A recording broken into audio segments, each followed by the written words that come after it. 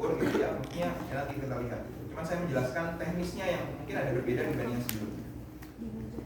Baik, karena ini adalah yang akademik ya, maka ini praktikum, maka saya akan sampaikan nanti di ujian teman-teman akan memompa.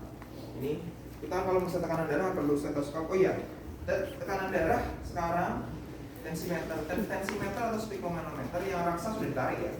Raksa udah nggak boleh kita pakai raksa sejak tahun 2020 secara nasional dan internasional. Raksa juga sudah ditarik, sehingga hanya ada dua kemungkinan saat ini, pakai tensimeter yang digital atau yang manual. Manual hanya jarum Android gitu ya, jadi hanya ada dua. Oke. Nah, nantinya di ujian atau sesuai dengan praktik itu, maka nantinya memompa balonnya 2 kali. Memompa balon 2 kali. Jadi kita kembangkan, hembuskan, kembangkan, hembuskan. 2 kali tekniknya gitu ya. Karena sesuai teori seperti itu. Jadi yang pertama kita coba simulasikan gitu ya. Pak, boleh pakai lengan kiri atau lengan kanan sama saja. Yang penting nanti kita cek ada denyutan tidak. Kalau tidak denyutan, tutupan Friendlies. manusia gitu ya. Dino Di arteri apa? Brachialis di sini ya, di arah dalam, di arah medial. Medial artinya dalam sini, arah medial. Nah ini mengecek arteri selalu 3 jari, minimal 3 jari, boleh ya. Jadi apa namanya, tidak boleh meriksa nadi itu dengan 1, 2 nggak boleh, harus 3 jari. Nih, dicek ada nggak denyutannya, gitu ya. Nah ini kan raba nih, nyut gitu ya. Kalau teman-teman bisa periksa, dia minimal 3 jari, 4 jari boleh Pak ya, boleh aja. Kan saya bilang minimal ya, kalau 5 susah. Boleh ini 3 jari, oke ya. Nah ini kalau supaya untuk mengetahui meletak mansetnya ya, kita taruh dulu mansetnya. Supaya sudah nggak boleh taruh di leher tuh nggak boleh. Ya tapi kalau untuk sesekali nggak apa-apa. Yang penting kalau keliling jalan-jalan nggak boleh ditaruh di leher. Nah ini susah. Saya agak riuh dengan alat-alat yang agak rempong itu memang ya. Ini boleh ditaruh di meja boleh dikaitkan gini juga boleh ya. Oke. Kan saya agak ribet kan? Ya di sini. Oke. Ini kan biasanya ada nih tandanya, teman-teman sudah tahu ya. Ini tanda garisnya berarti kalau dia ini left ya, left arm ya. Berarti nadinya di sini. Oke. Oh di sini. Apa? Nggak masalah mau diangkat atau enggak masalah, dia tekanan ya. Nggak masalah. Yang penting ininya, yang penting di sini bisa kita dengarkan. Yang ininya memang wajib ke kulit nih, yang kalau di arterinya yang kita taruh stetoskopnya itu. Kalau yang ininya mau dising-sing atau enggak masalah. Oke. Kalau digital apalagi ya kan nggak ada masalah di sing-sing atau tidak. Oke. Yang penting ininya di arterinya gitu. Sudah. Nah, yang saya jelaskan adalah ini ada 2 teknik. Jadi gini. Saya bilang pompaan pertama sama pompaan kedua. Paham? Pompaan pertama niatnya untuk mendapatkan mendapatkan angka tekanan yang akan kita pompa di pompaan kedua. Pompaan kedua niatnya untuk mengukur tekanan sistolik dan diastolik. Begitu. Paham? Paham. Jadi mompa dan mempeskannya 2 kali. Pompaan pertama niatnya untuk mendapatkan tekanan, angka tekanan yang akan kita pompa di pompaan kedua. Oke. Tekniknya ada 2. Silahkan teman-teman mau suka yang mana boleh, ya. Teknik yang pertama pakai palpasi. Ya, teknik yang pertama pakai palpasi di arteri radialis. Nah, yang arteri jadi ini kan berdenyut nih. Ya kan berdenyut, kemudian kita ini cara megangnya saya ingatkan karena ada yang cara megangnya agak berbeda. Yang kayak gini nih nggak benar. Jadi ini megangnya ke arah, kalau saya tangan kanan arah distal, arah luar. Jadi arah ini apa? Paham ya? Ini tak contoh ini. Karena saya pernah ketemu mahasiswa tuh dia kayak gini, loh siapa yang ngajarin? Ya memang kebiasaan saya Pak, ya nggak benar gitu. Kebiasaannya segini gitu. Jadi tahu terserah ya, mungkin ada juga yang mengalami gitu. Jadi ini harus di sebelah atas. Apa namanya? Distal. Jadi kalau kiri mungkin ya saya nggak tahu, saya bukan kidal sih ya. Kita tanya sama dosennya kidal gitu ya. Kalau ini kanan, maka ini harus bagian area luar. Kita kunci searah jarum jam, kita kunci. Kemudian kita pompa, kita palpasi ininya, arteri radialis. Ini berdenyut. Kalau kita pompa, nantinya dia akan tidak berdenyut kan ya? Ini masih berdenyut nih. masih berdenyut nih, masih berdenyut. Oke, masih berdenyut, sudah tidak berdenyut, saya 120, kita tambahkan 30, jadi 150, turunkan perlahan. Maka kamu lihat angkanya sampai dia teraba,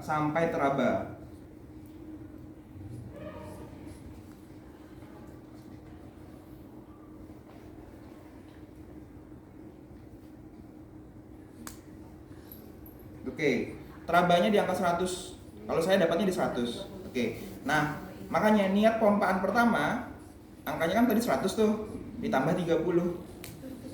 130. Maka nanti kita pompanya cukup sampai 130 yang di kedua. Begitu. Ini tadi masih pompaan pertama. Nah, nanti saya pakai ini baru didengarkan gitu ya. Saya pompa.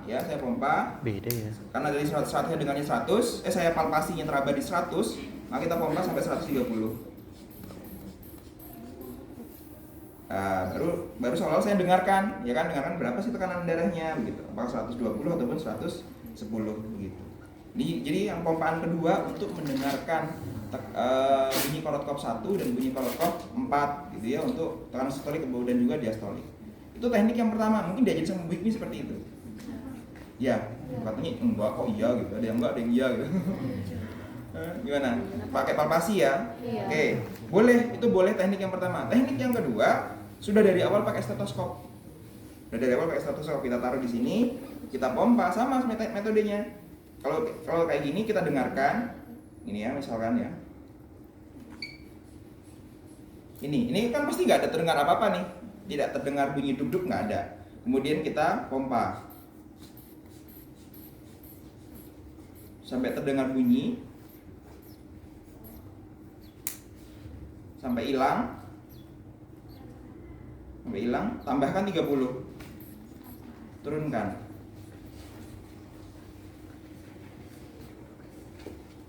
Gitu.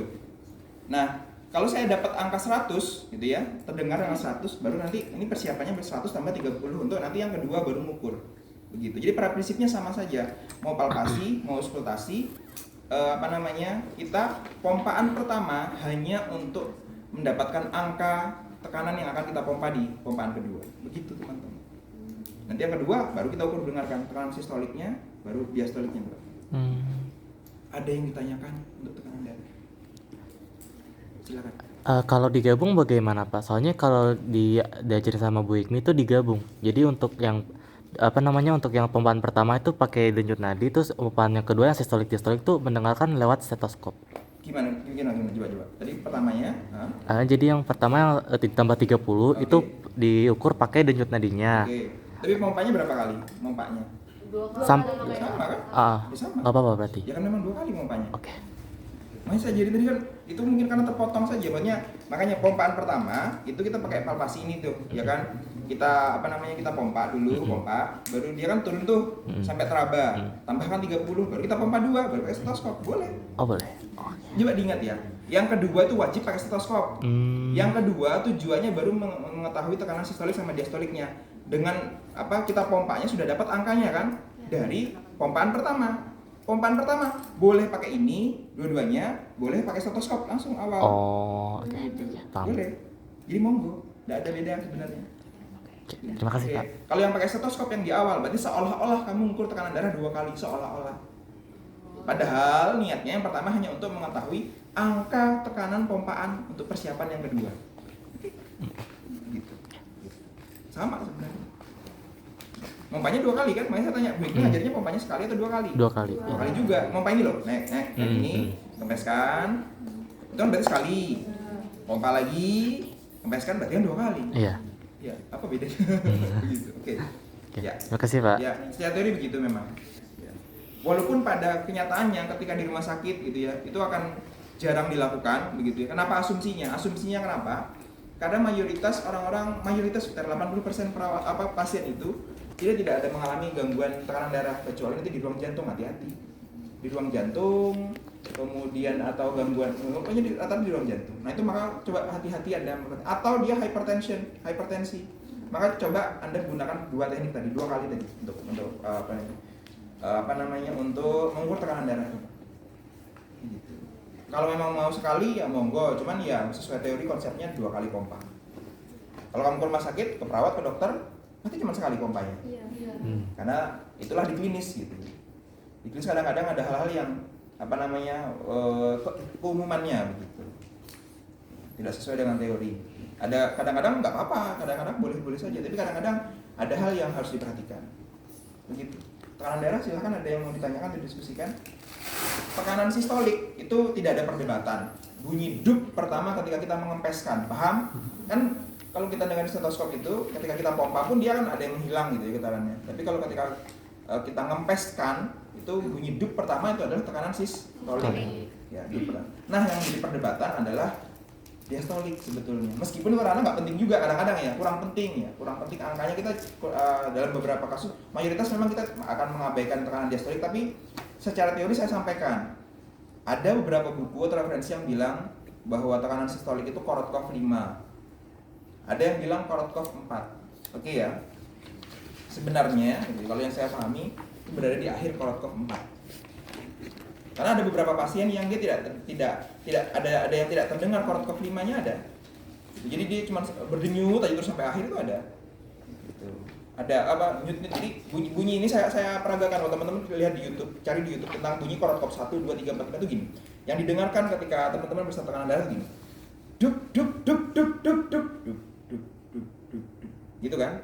Polanya tuh gitu. Ya, jadi kalau teman-teman dengarkan tekanan darah tuh gitu. Jadi pertama tuh bunyi dup pertama tuh pasti sistolik, tidak ada perdebatan. Tapi yang menjadi perdebatan adalah Korotkov 4 sama Korotkov 5. 5 itu artinya dia tidak ada bunyi sama sekali. Bunyi terakhir. Nah, makanya kalau saya memahaminya lah bunyi dup terakhir di Korotkov 4 adalah saat melemah. Gitu. Makanya coba dengarkan perhatiin ya. Ketika Anda pompa kemudian Anda kempeskan bunyinya gini. Dup dup dup dup mengencang tuh. Dup dup dup dup dup dup dup dup dup dup hilang. Maka dup yang terakhir yang lemah itulah bunyi tekanan sistolik. Sebenarnya itu Korotkov 4 di akhir. Gitu. Karena ada beberapa pasien yang tidak terdengar Korotkov 5-nya, dia bunyi terus sampai akhir. Meskipun kita kompresin itu tetap bunyi dup. Contohnya ibu hamil tertentu begitu. Tapi nggak masalah karena kadang-kadang kan selisihnya hanya berapa begitu, angkanya nggak terlalu gitu. Pemeriksaan itu dianggap valid tekanan darahnya ketika bahasanya apa kalau matematika apa?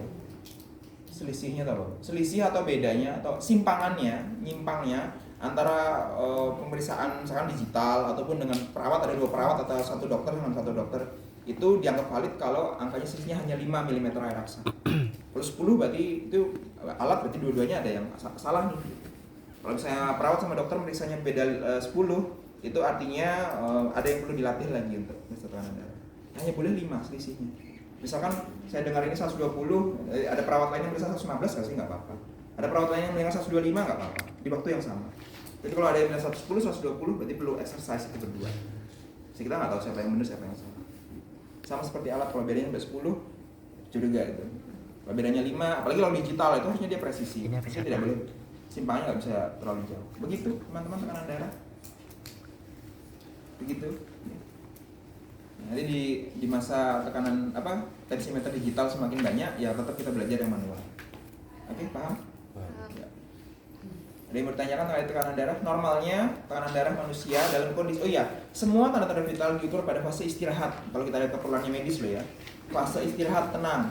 Kalau pasiennya punya aktivitas sedang, ringan atau dari jalan atau apa, dia harus istirahat 5 menit.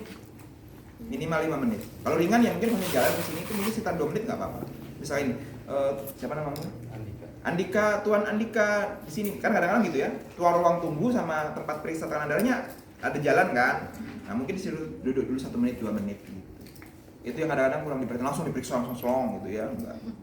Apalagi dia habis pendaftaran istirahat dulu Pak 5 menit. Enggak apa. Ya. Harus dalam fase tenang, Ustaz. Kondisi terbaik periksa tanda-tanda vital adalah kondisi supinasi, berbaring. Jadi yang terbaik, tapi tidak dilarang ketika posisinya polar atau duduk ataupun semi polar. Bahkan ada yang bilang berdiri, tapi saya nggak pernah mengukur tekanan darah. Pasiennya berdiri nggak pernah. Kalau duduk sama bukan.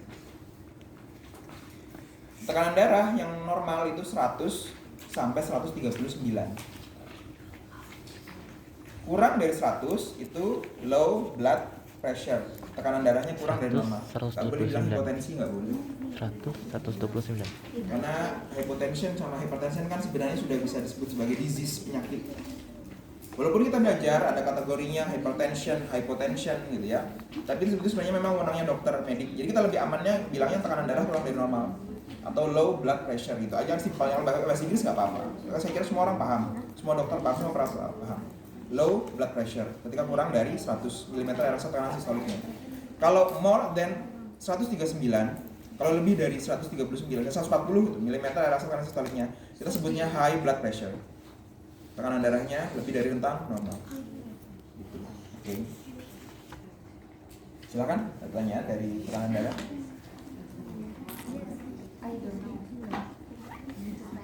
High blood pressure dengan low blood pressure.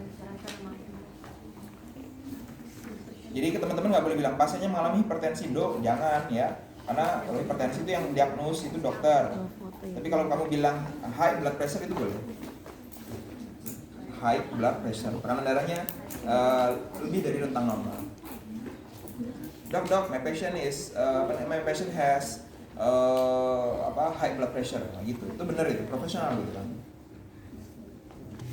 Karena kamu cuma bisa satu kali kesempatan gitu kan. Nah kalau hypertension itu diagnos, dokter yang diagnos. Meskipun kita belajar ya, kita belajar medis, kita belajar penyakit, tapi bukan wewenang kita, kasian ya. Karena tujuan kita belajar penyakit adalah bukan untuk mengobati penyakitnya, tapi untuk pasien itu hidup dengan penyakitnya. Hidup dengan penyakitnya.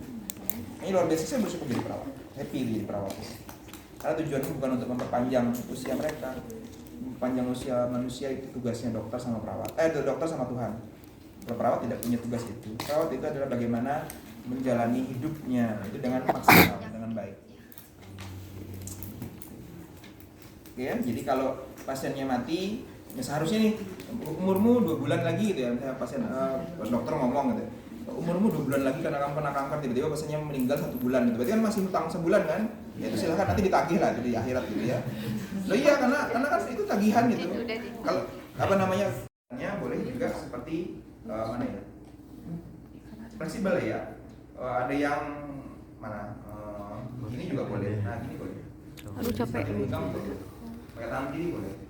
Jadi ada 2 teknik, ada yang kayak gini, ada yang digenggam boleh. Ya boleh seperti ini boleh. Digenggam. Ini salah tetap digenggam. Iya. Digenggam begini. Nah kalau nadi nggak masalah. Kalau saya jelaskan ini kan fisika ya. Kalau tekanan darah itu wajib dia searah antara jantung dengan arteri brachialis harus sejajar. Jadi nggak ada tekanan darah kayak gini kan. Tapi kalau nadi boleh saja mau kayak gini boleh karena dia nggak perlu fisika itu karena kan denyutan. Kalau ini tadi tekanan, makanya ada kaitan fisikanya di sana. Jadi kalau mau tekanan darahnya mau periksa kayak gini boleh. Tapi kalau kamu periksa tekanan darahnya kayak gini ini nggak boleh karena tidak sejajar dengan jantung. Ya itu menjadi fisika. Makanya pemeriksaan yang paling bagus itu ketika dia berbaring, kombinasi terbaik best position untuk berbaring total examination. Oke. Kita ukur misalnya kita begini. Jadi kita sambil lirik jam, kita lirik dari awal kita sudah mata kita melihat dada pasien. Seolah-olah melihat dada pasien. Jadi ambil palpasi, kita raba, mata kita melihat dadanya, dan pergerakan dinding dada kita ke ini. Yang pertama kita ukur nadinya, benar nadinya diukur. 1 menit tidak boleh, 15 detik nggak boleh. Ya, kemarin ada yang nanya, Pak boleh Pak? Ini kita belajar teori dulu yang benernya, ya kan? Jadi harus dihitung, diraba, dipalpasi pulsasinya berapa kali per menit. Iya. Setelah 1 menit, ambil lihat dinding dadanya. Nah, kalau sudah selesai, karena kita sudah dari awal melihat dinding dada pasien, kita nggak perlu ngomong, kita mengukur napasnya. Jadi kita tetap pegang, kemudian kita hitung, kan kita sudah 1 menit nih, oh ternyata frekuensi denyut jantungnya 65 misalnya, 65. Kita nggak berubah posisi, ini kita sambil lihat jam, kita lihat pergerakan dinding dada pasien. Nah, itu kita mengukur respirasinya, berapa frekuensinya dalam 1 menit. 1 menit, jangan coba-coba 15 detik, di ujian nanti kalau ada yang lulus, nggak lulus ya.